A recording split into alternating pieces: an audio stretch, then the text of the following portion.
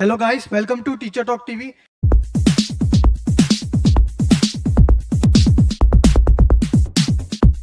तो आज हम पढ़ने जा रहे हैं चैप्टर नंबर 2 क्लास 7 का, जिसका नाम है न्यू किंग्स एंड किंगडम्स।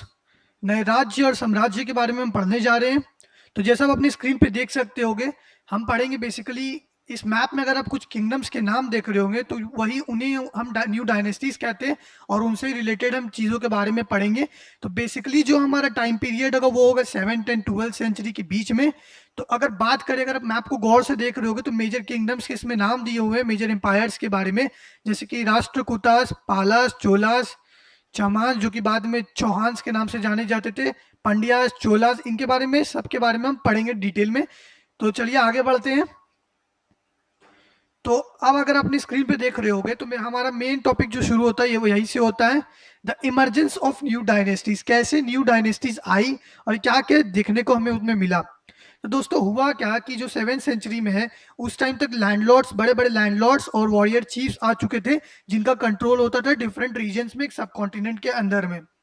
तो उनके लिए क्या किया जाता था, जो किंग्स होते थे उस पर्टिकुलरली उस जगह के, उस एम्पायर के, तो वो इन्हें सबऑर्डिनेट्स कहते थे।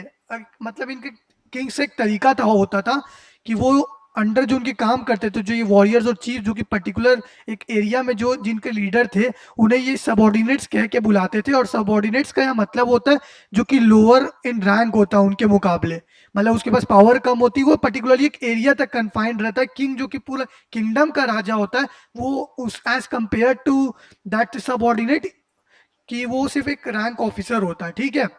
वही अगर समानता, जो एक और लैंग्वेज जो या एक और वर्ड हम बोल सकते हैं जो यूज किया जाता था इनके लिए, उसका मतलब होता था कि ये बिग लैंडलॉर्ड्स जो है, उनको नाम दिया जाता था डिफरेंट रीजन्स ऑफ इंडियन सब कॉन्टिनेंट बाय देयर किंग्स, तो इसे हम समंताज बोलते थे, ठीक है। तो इनका काम क्या होता था, ये क्या बेसिकली क्या करते थे, ये समंताज और ये सबऑर्डिनेट्स, ये गिफ्ट्स लाया करते थे किंग्स के लिए, ठीक है। ये कोर्ट में प्रेजेंट हुआ करते थे मीटिंग्स के दौरान, अपना ओपिनियन पेश किया करते थे, फिर मिलिट्री सपोर्ट दिया करते थे। उनका काम होता था कि वो एक एरिया में एक मिलिट्री तैयार, एक ऑफिसर्स की बैच तैयार करे, मिलिट्री सपोर्ट दे किंग को, ठीक है। पर होता क्या था दोस्तों कि अगर मान लीजिए कोई पर्टिकुलर एरिया है, ठीक है, तो उसमें अगर इनका कंट्रोल और पावर बढ़ गया, तो ये क्या करते थे, फिर ये अपना इंडिपेंडेंस मांगते थे अपने लॉर्ड से, ठीक है। वो चाहते थे कि वो डिमांड करते थे कि जो उनका इंडिपेंडेंस है वो एक्सेप्ट कर लिया जाए उनके लैंडलॉर्ड्स के या उनके जो किंग्स है उनके द्वारा, ठीक है। ये जो समंताज और ये सबऑर्डिनेट्स होते थे, तो उसका अगर आप एग्जाम्पल अगर आप देखोगे ना, तो एक बहुत ही बड़ा एक एग्जाम्पल है राष्ट्रकूटास।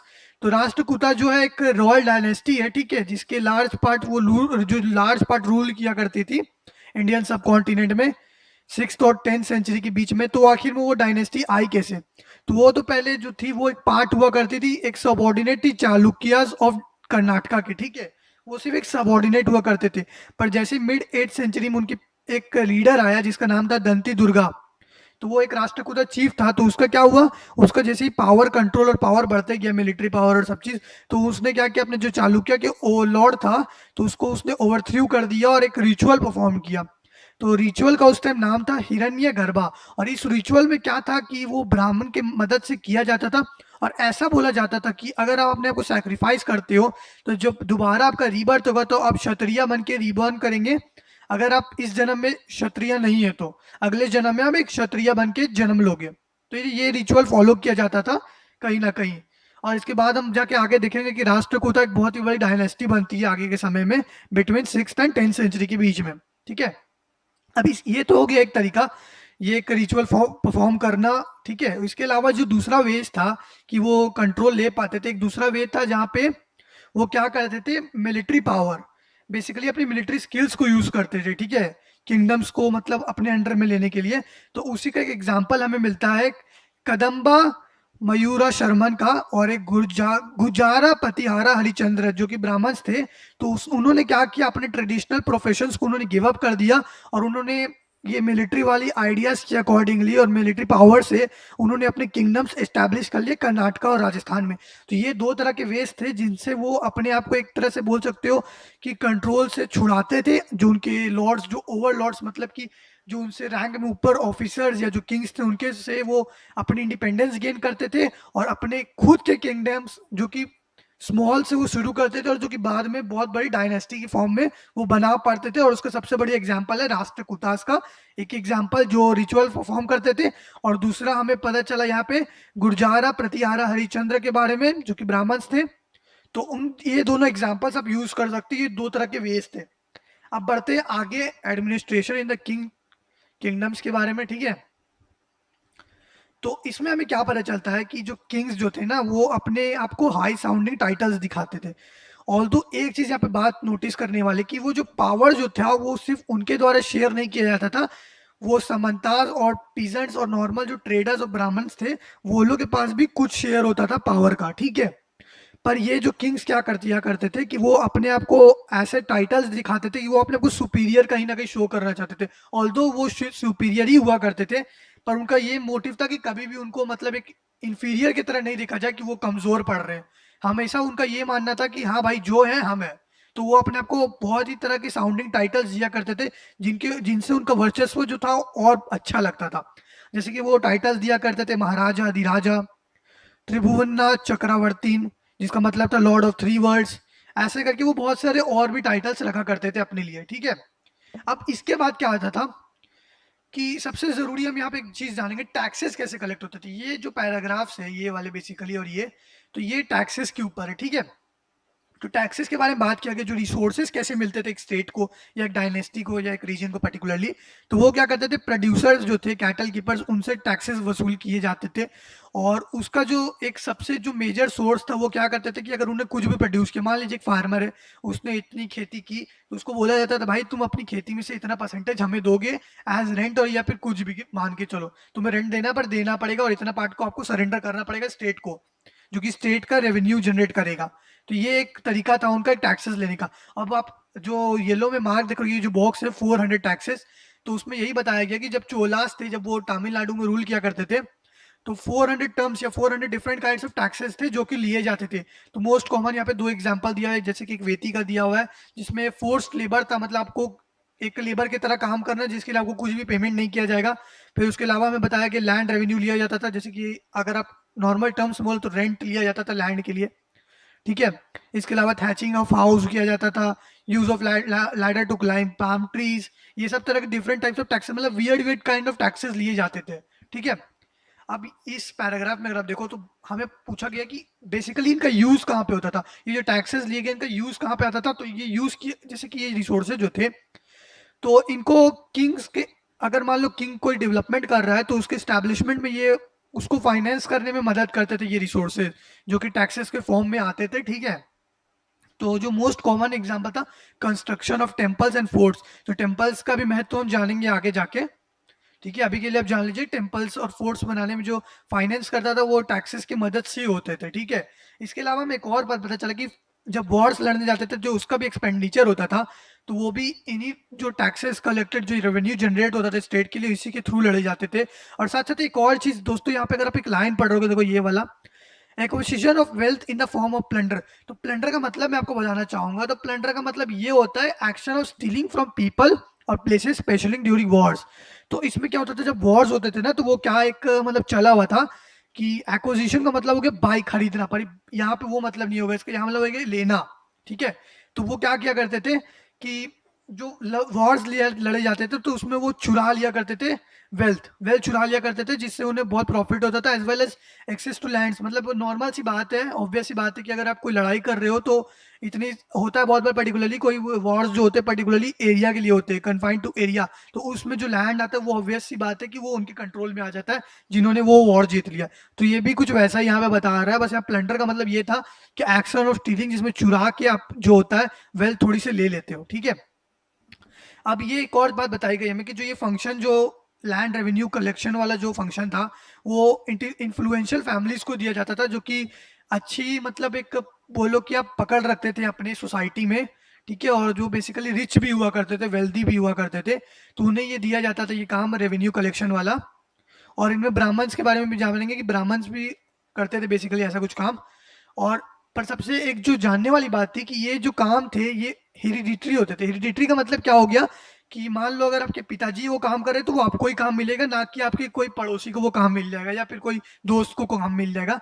वो हेरिडिटरी होता है कि उसके बेटे कर रहा है तो उसका बेटा करेगा, उसके बाद उसका बेटा करेगा, मतलब वो जनरेशन टू जनरेशन पास हुआ करती थी, ठीक है। और या तो बहुत सारे केसेस में अगर जनरेशन टू जनरेशन नहीं है तो वैसे में क्लोज रिलेटिव्स को वो काम दिया जाता था, ठीक है। अब हम बात करते हैं प्रशस्तीज एंड लैंड ग्रांट्स के बारे में। तो मैं बताना चाहूंगा प्रशस्तीज बहुत ही अच्छा वर्ड है, इसका मतलब जान लीजिए। तो ये प्रशस्तीज का मतलब हो गया स्पेशल काइंड ऑफ इंस्क्रिप्शंस हुआ करते थे। और इसमें क्या होता था कि इसमें कोई पर्टिकुलर किंग के लिए या किसी के लिए, रूलर्स के लिए प्रेज हुआ करते थे, मतलब उनकी तारीफ की जाती थी। और वो लिखे जाते थे पोएट्स, ठीक है। पोएट्स जो उस टाइम के थे उनके द्वारा लिखे जाते, ब्राह्मण्स के बारे में, ब्राह्मण्स के थ्रू कंपोज किए जाते थे, ठीक है। तो अगर आप यहाँ पे देखो रहे होगे तो यहाँ पे अचीवमेंट्स ऑफ नागा भट्ट, तो इसमें क्लियरली मतलब उनको प्रेस किया गया कि कितने वो एक अच्छे और कितने स्ट्रॉन्ग लीडर थे, और उनको इतना स्ट्रॉन्ग यहाँ पे प्रूव किया गया। आप यहाँ पे एक लाइन देखो रहोगे, fell before him as he was a prince, मतलब वो राजा भी नहीं बने, ठीक है। और उनसे पहले जब वो प्रिंस थे तो उसमें जो अंधारा सिंधवा, जो मतलब आज की टर्म्स में अगर हम बोले तो सिंध जो जगह है उसके जो राजा थे वो भी उसके सामने गिड़गिड़ाते थे जब वो राजा नहीं बने थे उससे भी पहले। तो आप सोच सकते हो इसी से कि उन्हें कितना डोमिनेंट दिखाया गया है नागा भट्ट को, ठीक है। अब इसके बाद बताया गया, एक बात तो हमें पता है दोस्तों कि जो ब्राह्मण जो थे वो एडमिनिस्ट्रेशन में भी हेल्प करते थे किंग्स को, ठीक है। और जो किंग्स थे वो बहुत ही इन्फ्लुएंस होते थे, उनकी बातों को बहुत मानते थे, ठीक है। तो उनको क्या करते थे, किंग्स जो हुआ करते थे, किंग्स ब्राह्मण्स को रिवॉर्ड दिया करते थे। तो रिवॉर्ड में क्या होता था कि लैंड ग्रांट करते थे उन्हें, और ये लैंड का क्या होता था, एक रिकॉर्ड बनाया जाता था कॉपर प्लेट्स पे, ठीक है। तो ये जो giving of lands to Brahmins हुआ करता था वो रिकॉर्ड किए जाते थे। और ये जो लिखे हुए होते थे, ये आप जो स्क्रीन पे देख रहे होगे, ये जो है आपका कॉपर प्लेट्स, इन्हीं पे लिखे जाते थे, सब चीज़ रिकॉर्ड की जाती थी कि कौन सा लैंड उन्हें दिया गया, कब दिया गया है, क्या क्या।